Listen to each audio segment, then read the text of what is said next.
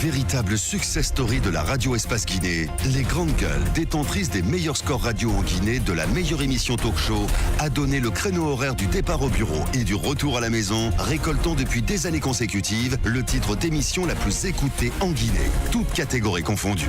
Un grand total de plus de 5 millions d'auditeurs ont été fidèles au talk show Les GG, diffusé jour après jour sur toutes les stations du réseau Adafo Média de 9h à 10h30, un exploit qui restera longtemps dans les annales de la bande FM en Guinée. Merci de nous rejoindre à la télévision. Vous nous regardez tous les soirs. Vous êtes du côté de Farana Centre. Merci de nous préférer. Vous êtes à l'international. Vous nous écoutez sur www.espacefm Guinée. Merci de nous suivre également à l'international. À venir, cette affaire qui fait du raffut sur la toile et donc qui défraie la chronique depuis plusieurs jours. Elle fait désormais l'objet d'une procédure judiciaire. Il le dit Mohamed Mara. Le mariage d'une fillette de 13 ans. Le 28 février dernier dans la préfecture de Mali suscite de l'indignation dans l'opinion, mais si l'époux fait déjà l'objet d'une arrestation, aucune sanction ne semble envisagée contre les parents et les religieux qui ont donné leur onction à cette union. Quels sont les contours de cette affaire? On pose la question dans les Grandes Gueules ce soir et sur Espace TV. Adja Idriss Aba, elle est la présidente du Parlement des jeunes filles leaders de Guinée, et Elhaj Harouna Souaré, préfet de Mali. Vous les entendrez dans la deuxième partie de cette émission. La fête internationale des femmes, c'est dans 48 heures très exactement. Les forces sociales de Guinée tirent la sonnette d'alarme et mettent en garde contre toute manœuvre de politisation de cette fête en Guinée. Elles disent être informées qu'à cette occasion, je cite, il aurait été demandé à un groupe de femmes de réclamer un troisième mandat pour l'actuel chef d'État, le professeur Alpha Condé, à travers une déclaration au nom de toutes les femmes de Guinée. Nous entendrons M. Sékou Koundono, Balai Citoyen, et le coordinateur de la cellule de Balai Citoyen et membre des forces sociales de Guinée. Vous le voyez déjà à l'écran, notre premier invité qui s'est installé dans ce studio, M. Abdoul Gadiri Diallo. Il est le chargé des négociations et des conflits au sein de l'USTG. Aujourd'hui, donc, parole au camp de Abdoulaye Sow après le passage de Mme Marie-Yvonne Koumbassa. Vous allez donc suivre, interview à suivre dans un instant avec M. Abdoul Gadiri Diallo. On s'intéressera un peu plus tard, vers la fin, aux derniers diplômés des ERAM, des écoles régionales des arts et métiers. Ils se sentent abandonnés tout simplement. Vous allez entendre leur cri de cœur vers la fin de l'émission. On va y aller rapidement avec vos réactions avant de donner la parole à notre invité. C'est Amadou Negue de Koza, les militants du RPG parachutés dans les différents départements qui continuent de dilapider notre économie. Imran Diallo du parti Modèle, bonjour les GG. L'appareil d'État est composé des copains et des coquins sous l'engagement du militantisme. Si tu n'es pas avec nous, tu es contre nous.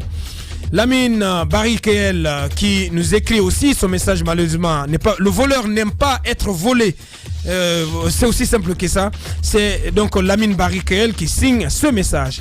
Ibrahim Ndantamba qui nous écrit aussi depuis Dabompa. Toutes les nominations du président sont basées sur l'ethnie ou par militantisme et non par compétence ou par mérite. Nous avons notre invité Tamba. Bonjour monsieur Gadri. Bonjour. Bienvenue chez nous.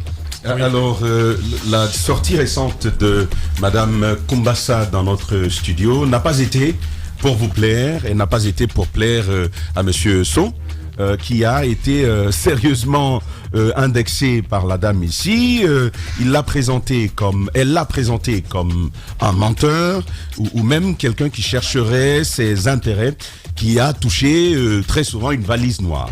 Vous souhaitiez réagir à ça. Qu'avez-vous à dire ?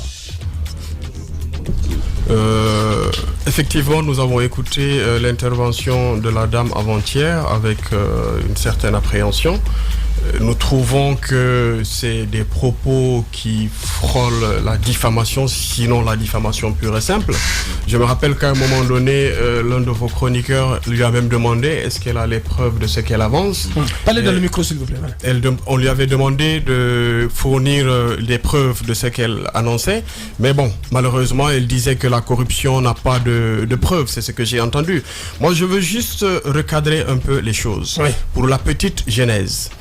Lorsque la FESABAG a quitté l'USTG avant le congrès, le soi-disant congrès qu'ils ont organisé à Mamou, nous avons été consultés par tous les syndicalistes du pays, toutes les centrales, que ce soit au niveau national ou au niveau international, parce que nous avons des affiliations au niveau international, notamment la Confédération syndicale internationale, qui nous a dit, écoutez, revenez, recomposez la grande famille syndicale pour le bien des travailleurs de ce pays.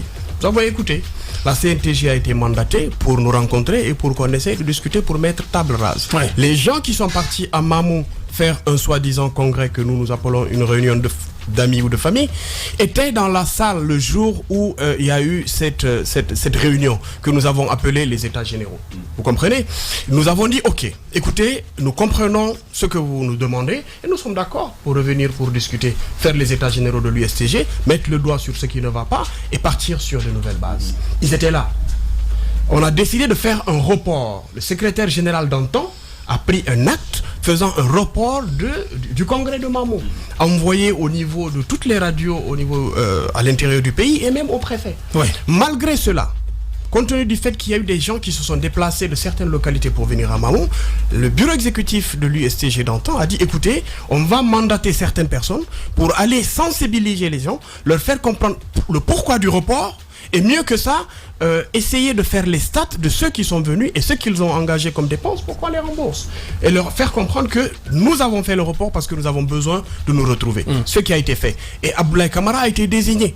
Mais malheureusement, il est parti pour sensibiliser les gens. Au lieu de ça, on se retrouve avec quelqu'un qui dit qu'il s'est fait élire. Bien. Bon, moi, j'appelle ça la sortie, là où, Tambassi, tu permets, là où la sortie de Madame Marie-Yvonne a du sens, c'est à propos de la décision du tribunal de première instance de Kaloum. Elle dit que M. Abdoulaye Sow n'a pas dit vrai devant les médias vendredi en disant qu'il n'existe qu'une et une seule USTG, alors que elle nous a fait, sauf quand même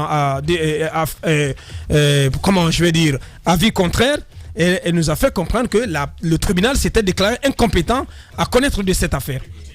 Écoutez, je réponds sur deux choses. La première des choses qu'elle a eu à dire, c'est que la Feuzabag s'était désaffiliée et ne s'est jamais réaffiliée. Restons sur l'USTG. Non, allons-y, s'il vous plaît, pas à pas. Elle est venue, elle a dit. Oui. Elle a dit les choses. Elle a dit qu'il n'y a eu jamais de preuve de réaffiliation. Oui. Moi, je vous envoie un papier qui prouve le contraire. Première des choses. La deuxième des choses, c'est que lorsqu'ils sont revenus, ils sont partis à la justice. D'accord? Nous avons cherché un avocat. Qui a, je vous permettez, il y a ce courrier donc, datant du 24 octobre 2018 au camarade secrétaire général de l'USTG. Objet, annulation de la désaffiliation, camarade secrétaire général. C'est important. Est-ce que c'est donc c'est la désaffiliation, annulation de la désaffiliation de l'UST, de la FEZABA? Ça a été fait. Ça a été fait. D'accord. Bien. Premier démenti. Le deuxième démenti, c'est par rapport au tribunal. Nous avons commis un avocat. Nous avons cherché un avocat, en l'occurrence Maître Salif Béavougui, pour nous représenter auprès des tribunaux par rapport à cette histoire. Je vous donne le courrier que Maître Béa nous a transmis. Nous ne sommes pas des juristes. Nous avons pris quelqu'un qui est spécialiste et voilà ce qu'il nous a dit. Vous pouvez le lire. Bien. Ce courrier donc dit j'ai l'honneur de vous transmettre copie de l'expédition du jugement rendu le 28 février par lequel le tribunal de première instance de Kaloum se déclare incompétent à connaître de cette affaire. Ce qui revient à dire que l'action maladroitement intentée par M. Abdoulaye Camara se déclarant secrétaire général a été déclarée irrecevable. Je vous félicite pour cette victoire. Ça, c'est une conséquence. Si vous voulez, c'est une explication que donne l'avocat. Mais comme il a fait, l'expédition, j'aurais bien aimé avoir ça parce que Madame Kumbasa est venue avec. Nous l'avons même vu à l'antenne. C'est pas totalement clair. Le tribunal a dit simplement qu'il se déclare incompétent, que cela relève du tribunal du travail. Bien. Donc, vers lequel Mohamed il fallait Camara, Mohamed Mara plutôt, Monsieur Gadiri, si vous permettez, on va vous retenir encore pour quelques minutes. Nous allons pour nos obligations commerciales. Une pause, on revient pour continuer cette émission. Politiciens véreux, fonctionnaires corrompus, promoteurs immobiliers voyous, justice passive. La Guinée devient-elle mafieuse ? Les grandes gueules d'Adafo Média ne lavent pas plus blanc, mais vous permettent de défendre votre pays en vous informant. Avec les grandes gueules d'Adafo Média, dénoncez les turpitudes, nous garantissons le secret des sources. Envoyez vos documents à espacefmguinée.info, rubrique Contact. Les grandes gueules d'Adafo Média ou le socle de la liberté d'expression en Guinée.